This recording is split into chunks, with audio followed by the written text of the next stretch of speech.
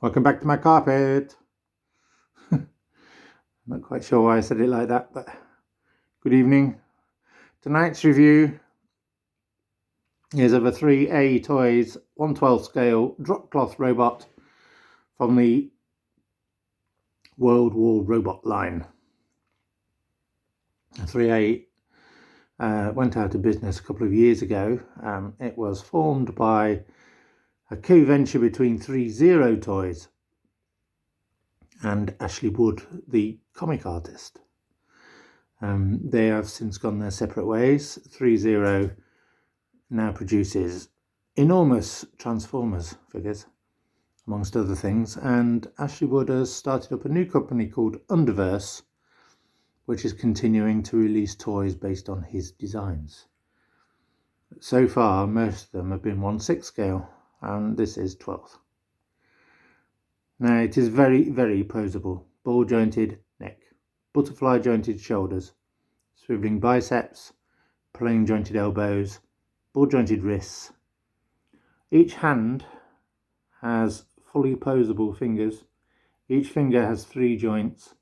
The one at the knuckle is a ball joint, but they are very, very, very delicate.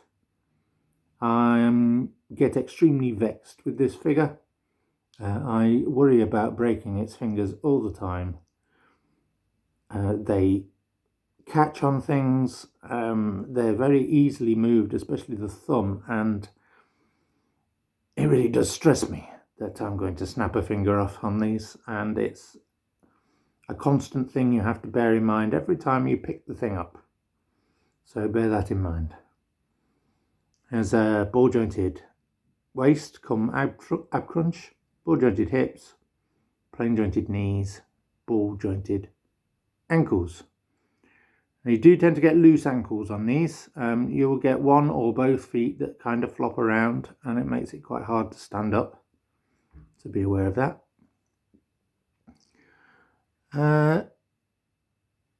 Now, the figure is made from vinyl and ABS. The vinyl part is hard vinyl, and that is mainly the torso, the shoulder parts where they fit over the ball socket, and the hip parts where they fit over the ball socket.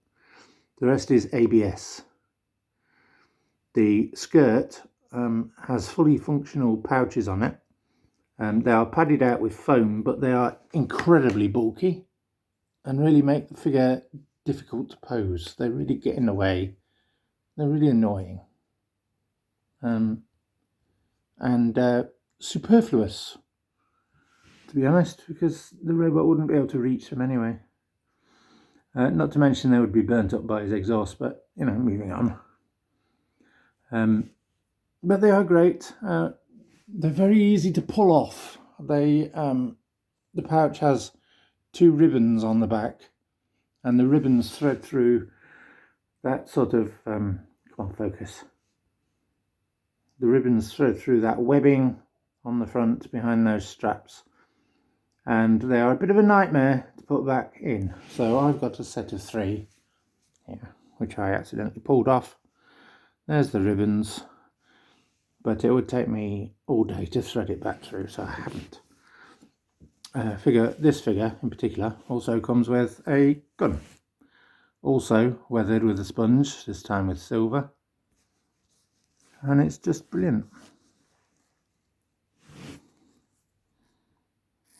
Very nice. Now, as I've said, this is quite nicely constructed, very, very nicely painted. All the weathering is done by hand with a sponge. So it's all different on each figure, slightly different by the way it's done. These are designer figures, so there are many, many colour variations and graphics variations on this particular toy.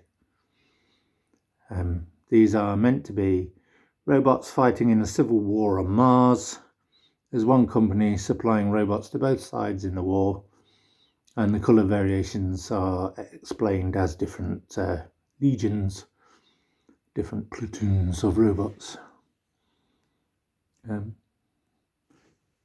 So the figure has a cloth skirt around it, and I'm just going to take that off to show you what the robot looks like underneath.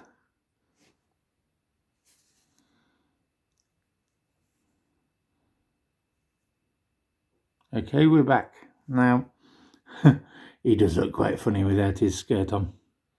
But you get the idea. There's a ball joint under the torso, ball joint on each hip. But you see the weathering continues underneath the soft goods. And all they've done is touch the edges with a sponge dipped in a darker colour, and it's very, very effective. There's those nightmare hands again. They are really the only negative to these figures. They're just so fragile. You'll see they are screwed together, and put my hand next to them. You get some idea of the size. So sort of 3/4 of the width of my finger. But they are a worry, especially if you're a bit, clumsy with your hands like me.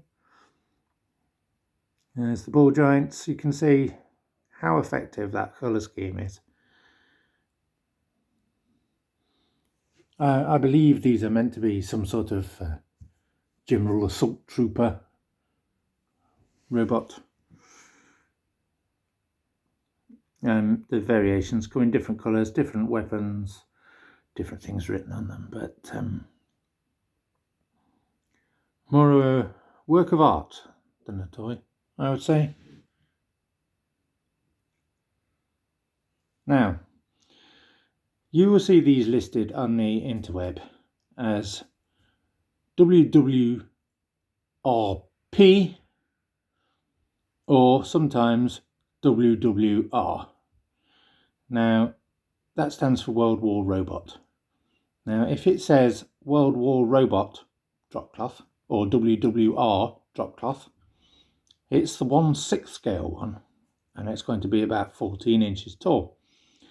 If it says WWRP, that means World War Robot Portable, which is the 12th scale line, and it will be one of these about 7 inches tall. Also, another way to tell the difference is most of the 6 scale ones came single boxed on their own. Most of the 12th scale ones came in multi-packs with another figure.